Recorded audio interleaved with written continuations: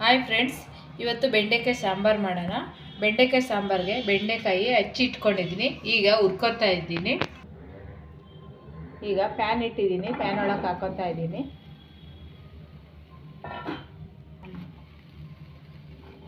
ಈಗ ಒಂದು 5ರಿಂದ 10 ನಿಮಿಷ ಹುರ್ಕೋಬೇಕು. ಇದೆಲ್ಲ ಲೋಳೆ ಎಲ್ಲ ಹೋಗಬೇಕು. ಈಗ ಬೆಂಡೆಕಾಯಿ ಹುರಿಯೋದ್ರೊಳಗೆ ಮಸಾಲೆ ರೆಡಿ ಮಾಡ್ಕೊಳ್ಳೋಣ. ಇದಕ್ಕೆ ಸ್ವಲ್ಪ ತೆಂಗಿನಕಾಯಿ ಹಾಕೋತಾ ಇದ್ದೀನಿ, ಒಂದು ಟೊಮೊಟೊ ಹಾಕೋತಾ ಇದ್ದೀನಿ, ಸ್ವಲ್ಪ ಹುಣಸೆಹಣ್ಣು ರುಚಿಗೆ,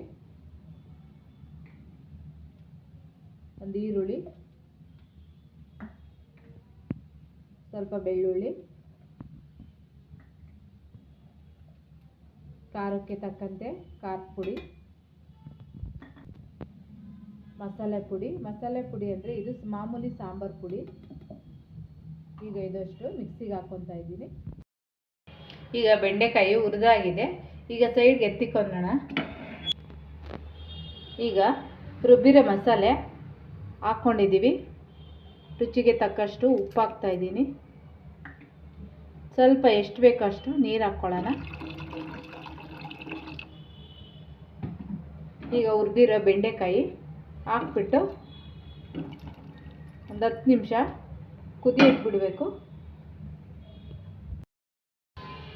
ಈಗ ಸಾಂಬಾರು ಬೆಂದಿದೆಯೇನೋ ನೋಡೋಣ. ಬೆಂದಾಗಿದೆ. ಸೈಡ್ಗೆ ಎತ್ತಿಕೊಂಡ್ಬಿಟ್ಟು ಇದಕ್ಕೆ ಒಗ್ಗರಣೆ ಕೊಡಬೇಕು. ಈಗ ಸ್ವಲ್ಪ ಆಯಿಲ್ ಹಾಕ್ಕೊಂಡಿದ್ದೀನಿ. ಆಯಿಲ್ ಬಿಸಿಯಾಗಿದೆ.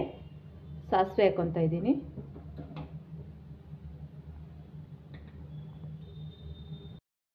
ಚಟ್ಪಟ ಆದಮೇಲೆ ಈರುಳ್ಳಿ ಹಾಕ್ಕೊತಾ ಇದ್ದೀನಿ. ಸ್ವಲ್ಪ ಕರಿಬೇವು, ಒಂದು 2 ನಿಮಿಷ ರೋಸ್ಟ್ ಆಗಬೇಕು ಈರುಳ್ಳಿ.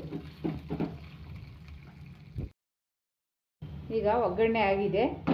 ಸಾಂಬಾರೊಳಕ್ಕೆ ಹಾಕ್ಕೊತಾ ಇದ್ದೀನಿ.